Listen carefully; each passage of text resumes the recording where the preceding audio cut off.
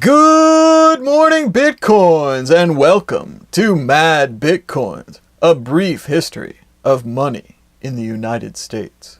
Let me issue and control a nation's money, and I care not who writes the laws. Mayor Amschel Rothschild. After the War of 1812, a war that was started by hawks in the United States who believed, it turned out falsely, that Canada would love to join the US, and that Britain wouldn't make much of a fuss if we invaded Canada. They minded, burned down the White House. Anyway, that's not what we're here to talk to you about today. After the War of 1812, the federal government was disorganized, but the political climate was good.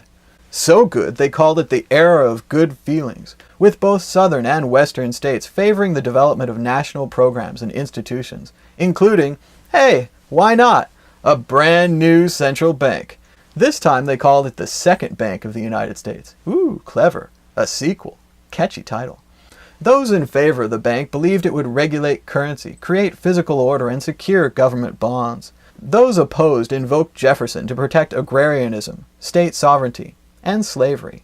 Yes, that's right. Slavery. We've got some strange bedfellows, but I believe the general idea is that the bank turns the government into the government on steroids. An incredible Hulk stomping all over your rights everywhere. Even your right to own a slave. The charter was signed into law by James Madison on April 10, 1816. The bank was a disaster from the start. Under the management of its first president, William Jones, the bank failed to control paper money from its branches in the West and the South, and contributed to the post-war speculative land boom. After the Panic of 1819, when U.S. markets collapsed, the bank continued its tight money policies that exacerbated mass unemployment and plunging property values. Meanwhile, the directors of the Baltimore office were engaging in fraud and larceny. Hubba hubba hubba, this story's got everything. After such a great string of successes, Jones was replaced by Langdon Cheves, who, shock, continued contracting credit in an attempt to strengthen the bank, while the economy entered into a protracted recession with mass unemployment and a sharp drop in property values. Then came Andrew Jackson.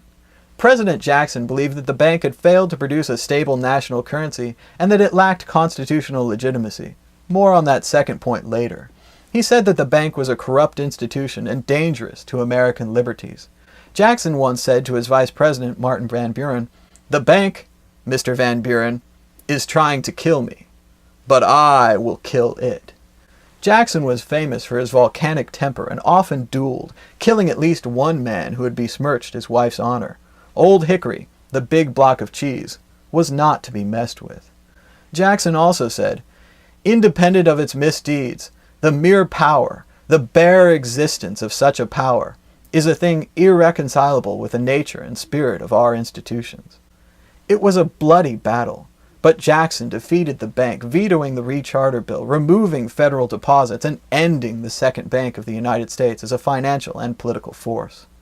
On the last day of his presidency, Jackson admitted that he had but two regrets: that he had been unable to shoot Henry Clay, or to hang John C. Calhoun, the two senators who had created the Second Bank of the United States in 1816. This has been Mad Bitcoins, a brief history of money in the United States, the Second Bank of the United States, and when Andrew Jackson kills something, it dies. Mad Bitcoins will return in The Creature from Jekyll Island, The Nightmare on Christmas Eve, or How Woodrow Wilson Learned to Stop Worrying and Sign Crippling Legislation. Until next time, be sure to subscribe, donate, and comment. Bye-bye.